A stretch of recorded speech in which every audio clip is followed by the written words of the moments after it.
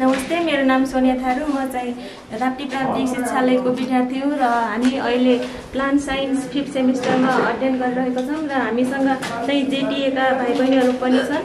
र आज हामीले चाहिँ पोस्ट हार्भेस्ट टेक्नोलोजीको एउटा प्र्याक्टिकल गरिरहेको थियो। त्यो प्र्याक्टिकलको नाम चाहिँ प्रिपरेसन अफ ज्याम हो, जुन चाहिँ हाम्रो समीर सरले पढाउनुहुन्छ। अनि प्र्याक्टिकलमा चाहिँ खुमन सिन्जाली सरहरूले प्र्याक्टिकल गर्नुहुन्छ। अनि त्यसपछि सबैभन्दा सुरुमा चाहिँ हामीले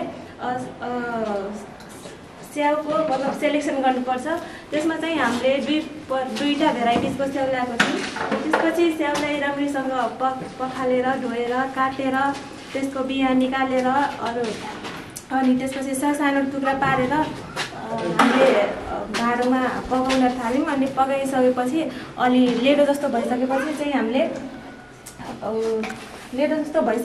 हामीले चिनी हाल्यौँ। चिनी हालेर फेरि पकाएर अलि पाके जस्तो भएपछि चाहिँ हामीले लेमन अथवा सिट्रिक एसिड हाल्नुपर्छ।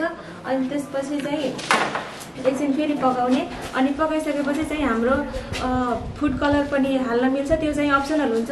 फुड कलर आफ्नो मन परेपछि हाल्नुपर्छ, अन्त त्यसो नहाले नि भइहाल्छ। अनि लास्टमा चाहिँ हामीले ड्रप टेस्ट गऱ्यौँ, जुन चाहिँ हामीले यो ड्रप टेस्ट गरेर चाहिँ यसको TSSC कन्टेन्ट पत्ता लगायौँ। अनि त्यसपछि हाम्रो तयार भएको ज्याम र ब्रेड चाहिँ हामीले सबै प्रशासनमा अथवा हेल्थ ट्रेनमा पठाउँ। Thank you.